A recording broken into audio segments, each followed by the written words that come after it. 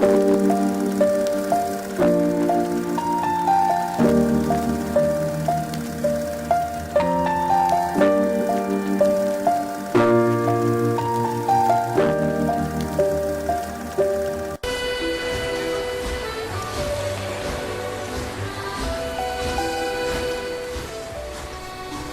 am here tonight to tell you about a father who loved his son and a son who loved his dad. The way this story is going to unfold for you, it's a little bit different because I want to bring it to now. You see, a dad would go home and he would go by the school, and every now and then he would pick up his son and say, "Son, why don't you go to work with me?" The boy loved that. And when his dad would just come and pick him up, he was the happiest boy ever. He knew that he would get to spend the afternoon with his father at work, and he would get his coat and they would walk, and he would bring hot chocolate for his son, for it's really cold, and they would go through. But this boy was different. This boy would see things. This boy wasn't normal. And when they were walking one afternoon going to where dad worked, this boy would notice things that other people wouldn't notice. He see things other people wouldn't see. He sees a man in a bathrobe in the middle of the street who's yelling at a second-story window. He sees a woman who's very angry at him and doesn't really want to hear what he says. This boy, as the rest of the world hustles by, he slows down. He sees the hurt and the pain. He sees the anguish and the sorrow. He sees the window close and a desperate man trying to get away. What he did doesn't matter. That he hurting is all that matters. And this boy would see these things. His father rushes and gets him by the hand and says, "Let's go. Be late." He would stop and look one more time. Can I stop his pain? Can I stop her hurt? But the boy loved his father. They would go and they would catch the trolley. I think that's what you call it here. We call it a tram. Yeah, I don't know the words, but he would get on there with his dad, and the boy would just notice people. He would look, and that day, one particular, he noticed something as he got on the train. To explain something, as you can hear, there's a train coming, and I got to get through this before the train gets here. He saw a man, he saw a woman. He saw that the man seemed very happy and the woman seemed very sad, and he couldn't understand why they could be together and one be happy and the other be sad. He couldn't understand that, but the little boy knew that there was something wrong. He had this feeling, this instinct that was amazing, how he cared for other people, but he loved none other than his father. He knew his daddy loved him, and as he watched the world and their hurt and their pain, he knew that he would always have a father. But he even noticed this. I need you to understand, as you hear this story and get involved in the life of this man and his son, I need you to notice that there's no mom. As they walked through the woods, the boy would say to his father, "Dad, what will I do when I grow up? What will I get to do? I get a cool job like yours? How will I work?" He says, "I don't know, but I want to change the world. I want to do something great. I want to do something wonderful. I want to help people. I want to do something that could change the lives of anyone. I just want to be that great. I just want to do something good." And as he walked with his dad would say, "Son, you will be great. You will be awesome. You will change the world. Your life is going to be incredible." There was a train coming. There's always a train. The train is called life. We're all on the train of life, just riding. Whether we realize the truth or not, whether we realize what's happening or not, we're all on that same train tonight. Only God has saw it fit for us to be in the same room, in the same car, for such a time as this. When they get to the edge of the train track, he could see where his father worked. You see the bridge? That's what his dad did. You see, the bridge was very, very important. Boats needed to come to the harbor to get off their goods so they could make money. But trains were coming with people going from one town to the next. Not many cars in Europe, so they couldn't use a lot of that. So many people, not enough roads, so everybody used that train to get from the town to town to get to work and to get home. And one day the train was coming by. What you have to understand is that boy loved going to work with his dad. He would stay right by the river's edge, and he would do what he loved to do the most. Let me explain that. He loved to fish. And Anybody like to fish here? All the guys go,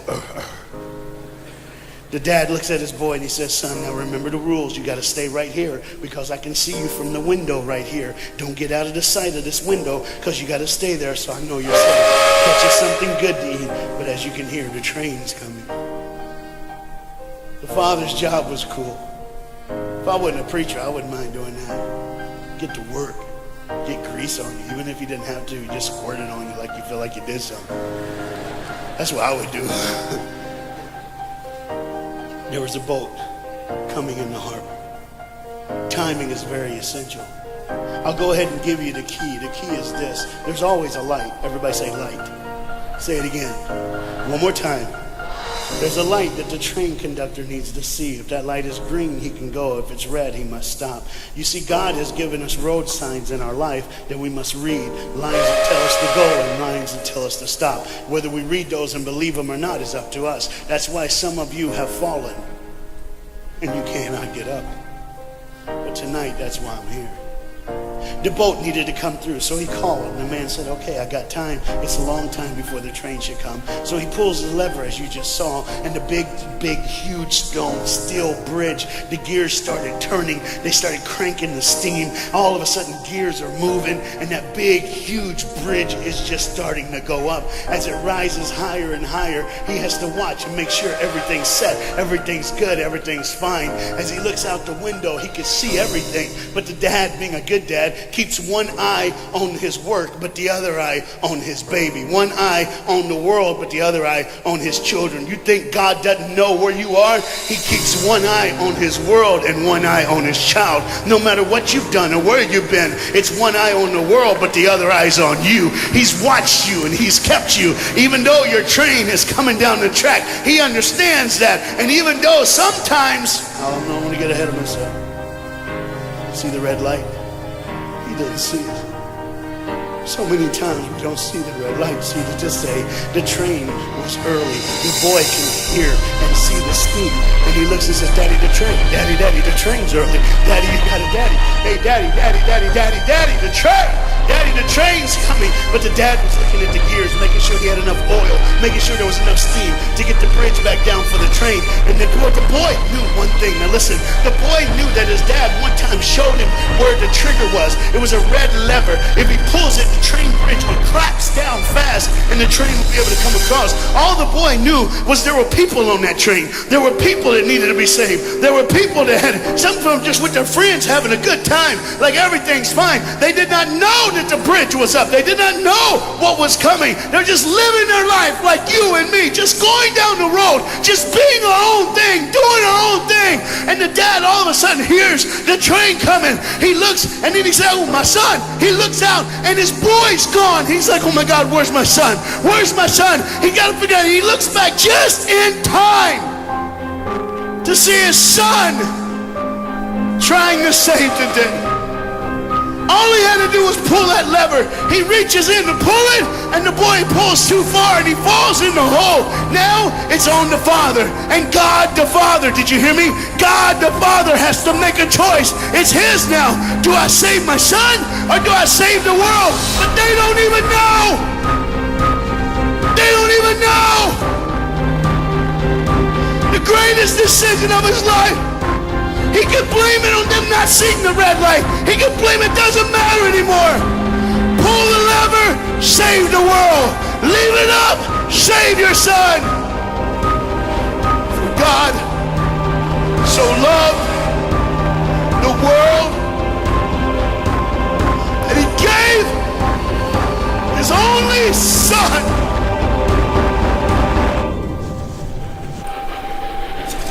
Whosoever believes in him will not perish. 3, 2, 1. And they didn't even know. They never would know. They didn't even know. The train goes by.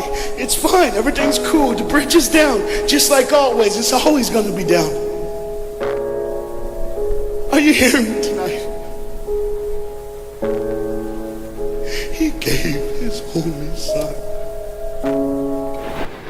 For God so loved the world that he gave. And you know what's amazing? I wonder what God did right when his son died on that cross. When he breathed his last breath, when he took that breath and he breathed and it was over. Here's what the Father would have looked like. They didn't even know, just trying to think of their life, just trying to figure out what they're going to do next. Just thinking about the person they're going to see, the people they're going to hang out with. Just trying to be just loving, caring. Doesn't matter if you're blind. Doesn't matter if you're putting on a little more makeup, trying to look pretty for somebody, or just wearing another mask. It doesn't matter. God gave his son for you. What will I do when I grow up? Where will I go when I grow up? What can I change? And there was a girl in the bathroom on the train, liquefying her heroin to shoot up one more time. He died for her. He died for her.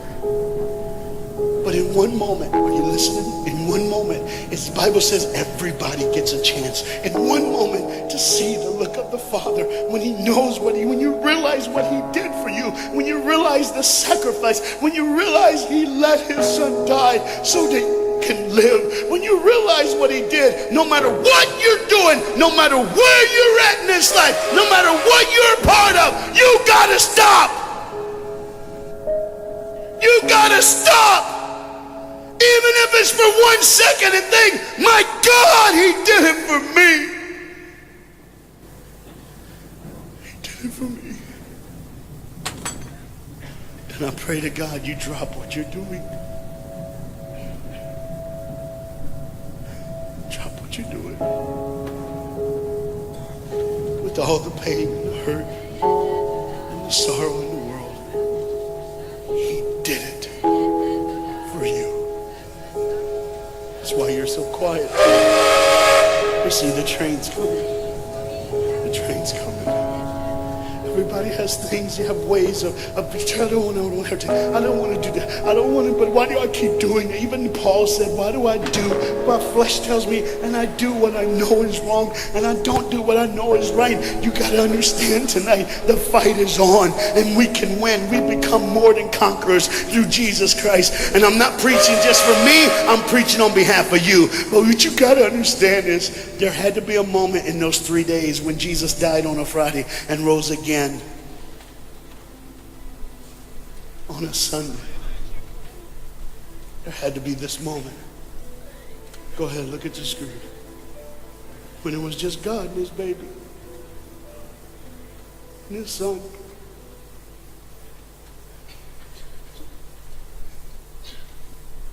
Every sin that's ever been committed in this earth is rolling through your mind right now.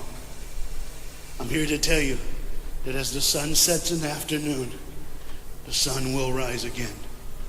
And when the sun rises again, you cannot change your past, but you can change your future. You see, it's always a different day. One day someone lives, the next day they die, the next day you wake up and you're still living. You're like, why am I going to live? Why does this have to be my turn? Why can't I? You can just preach. I could have stopped, but I need you to see the whole picture here. You see, because when God the Father gave his only son, when Jesus Christ breathed his last breath and he died, he did it in a way that you can never ever say, you don't know me, you don't understand me, God don't understand my pain, God don't understand my sorrow. You see, that's the very train that boy was on. That's the very train that he was on. And as this dad remembers, look real close. You see the pictures of the people? Bam, there they are. But there's somebody added in the picture, isn't it? Bam, there they are. Do you see who's added in it? In every face of every person, Jesus is in their life. Why? Because when you're the greatest sacrifice, you always end up in everyone's life. No matter where they are, who they are, he did it so that you can say he was there all the time, waiting patiently in line. Jesus Christ was there all the time. And the train keeps going. The train keeps coming. Train keeps moving. People keep living and people keep dying. And God the Father just watches it all. One eye on the world, the other eye on you. Some of you are starting to figure it out. You're like, what is he looking for? Just one girl. Because see, the whole horrible day, God only had his eyes on one person. And it was just a day on the street corner. And he walked by. He saw a girl with a baby. And she saw him. Do you get it? Old things are passed away. Behold, all things become new. He did it so that we can live. No matter what the sin, no matter what the pain, no matter what the sorrow, the sacrifice was perfect. It was perfect. And it was for you. And God the Father watches it all unfold. And all he can say